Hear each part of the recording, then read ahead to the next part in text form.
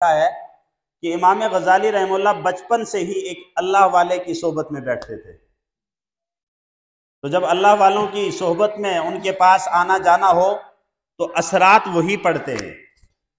میں نے کہا محفل یہ وجہ کیا ہے، آج ہم انسان نہیں ہیں، کامل مسلمان نہیں ہیں، صحبت کا اثر ہے۔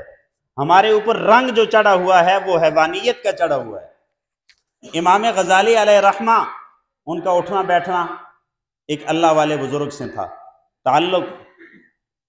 تو جب وہ مدرسے کے اندر پڑھنے لگے، جس مدرسے میں وہ پڑھنے لگے وہ مدرسہ ایک بادشاہ چلا رہا تھا، وقت کا بادشاہ چلا رہا تھا۔ تو بادشاہ کو اطلاع ملی کہ آپ جس مدرسے کو چلا رہے ہیں جناب، اس میں تو جتنے طلباء پڑھ رہے ہیں وہ سارے دنیا دار ہیں، وہ سارے دنیا کو پسند کرنے والے ہیں، دین کا ذوق نہیں، کوئی اور جذبہ اللہ کی فرمانبرداری کا نہیں، وہ سارے دنیا کے چاہنے والے ہیں۔ تو بادشاہ ایک دن بھیس بدل کے چلا گیا، ایک سے پوچھا کہ آپ کیا بنو گے؟ اس نے کہا میں مفتی بنوں گا، اس لیے کہ میرا باپ مفتی ہے، میں جا کر دارالافتاء میں بیٹھوں گا، لوگ میرے پاس آئیں گے، لوگ میری عزت کریں گے۔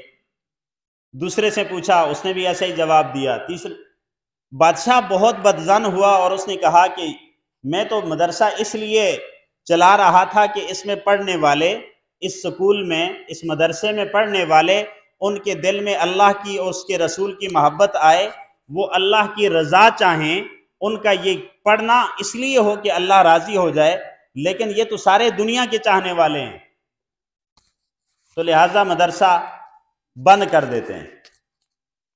لیکن آگے گئے تو ایک طالب علم بیٹھا ہوا تھا، رات کا وقت ہے، وہ بیٹھا ہوا ہے، دیا جلا کے بیٹھا ہوا ہے، پڑھ رہا ہے۔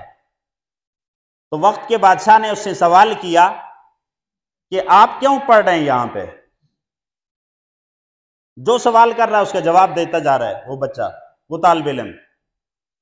تو اس بچے نے کہا میں اس لیے پڑھ رہا ہوں کہ میں علم حاصل کروں، مجھے پتہ چلے انسانیت کے کیا طریقے ہیں، انسان کیسے بنتے ہیں، مسلمان کامل کیسے بنتے ہیں۔ میں چاہتا ہوں کہ میرا رب مجھ سے راضی ہو جائے، میں چاہتا ہوں میں پیغمبر کے طریقوں کی اتباع کرتے ہوئے زندگی گزاروں، اس لیے کہ میرا رب مجھ سے راضی ہو جائے۔ تو بادشاہ نے کہا چلیں یار، ایک بچہ تو ایسا ہے نا جس کی نیت اچھی ہے کہ میرا رب مجھ سے راضی ہو جائے، میں اس لیے علم حاصل کر رہا ہوں۔ یہ بچہ امام غزالی تھے۔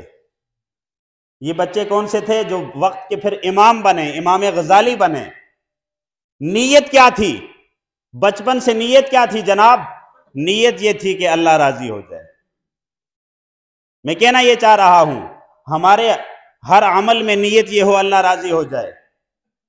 یہ نماز ابھی ہونے والی ہے، جمعے کی نماز ہم نے ادا کرنی ہے، نیت کیا ہو؟ رب راضی ہو جائے۔ نیت یہ ہو کہ گزشتہ سارے گناہ ہمارے معاف ہو جائیں، پچھلے جمعہ سے آج تک جتنی خطائیں ہوئی جان بوجھ کے بھولے سے ہوئی، یہ جمعہ ہماری نماز جمعہ کفارہ بن جائے، نیت ہو۔ اگر نیت یہ ہے تو انشاءاللہ ہم کامل مسلمان بھی بنیں گے، انسان بھی بنیں گے، ہمارے اندر وہ صفات آئیں گی۔ اور اگر نیت یہ نہیں ہے، نیت دکھلانا ہے، دکھلاوا ہے۔ آج دیکھیں، آج دکھلاوا بہت ہے ہمارے اندر، نیکی کرنے والے میں بھی دکھلاوا۔ اور میں نے آغاز میں کہہ دیا کہ اصل میں صحبت کا اثر ہے۔ اگر کوئی کہے نا کہ میں برے لوگوں کے ساتھ بیٹھتا ہوں لیکن میرے اوپر ان کا کوئی اثر نہیں ہو رہا، تو یہ غلط ہے۔ حضور علیہ السلام نے فرمایا کہ جس جگہ اونٹ باندھے ہوتے ہیں اس کے قریب تم نماز نہ پڑھو، یہ حدیث کا خلاصہ بیان کر رہا ہوں، اور جہاں بکریاں ہوتی ہیں وہاں پر اس کے قریب نماز پڑھ لو۔ یعنی بکریوں کی صحبت کا اثر بکریاں چرانے والے پر ہوتا ہے، اور اونٹ چرانے والے پر اونٹ کی صحبت کا اثر ہوتا ہے۔ کیا؟ اونٹ چرانے والا ہٹ درم ہوگا، غصے والا ہوگا، اور بکریاں چرانے والا عاجزی اختیار کرے گا۔ اگر حیوانوں کا اثر انسانوں پر ہوتا ہے تو برے انسانوں کا اثر بھی ہوتا ہے۔ بے شک برائی نہ کرے لیکن اس کے اثرات پڑتے رہتے ہیں۔ تو آج ضرورت اس بات کی ہے کہ ہم اچھی محفل اختیار کریں.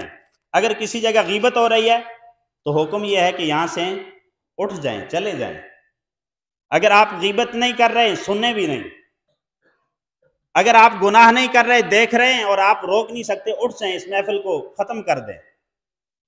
کیوں؟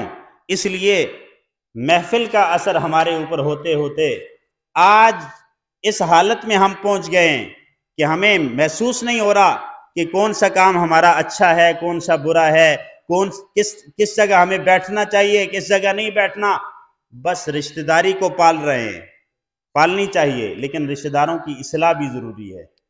اپنی اصلاح پہلے کریں. کسی اچھے انسان سے تعلق رکھیں، کسی اللہ والے سے تعلق رکھیں. اس تعلق کا نتیجہ یہ ہوگا وَيُزَكِّيهِمْ، ہمارے ظاہر کے ساتھ ہمارا باطن صاف ہوگا.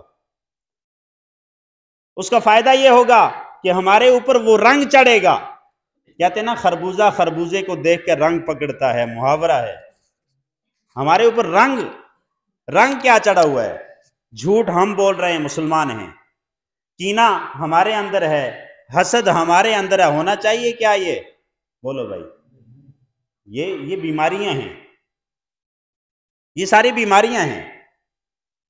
اور جس بندے کے اندر کینہ ہوتا ہے، وہ جب کسی یا حسد ہوتا ہے یا بخل ہوتا ہے، وہ کسی اچھے چیز کو بھی دیکھے گا تو اس چیز کو نظر لگ جائے گی. کیونکہ اندر کیا ہے؟ کینہ، بغض، حسد، بخل.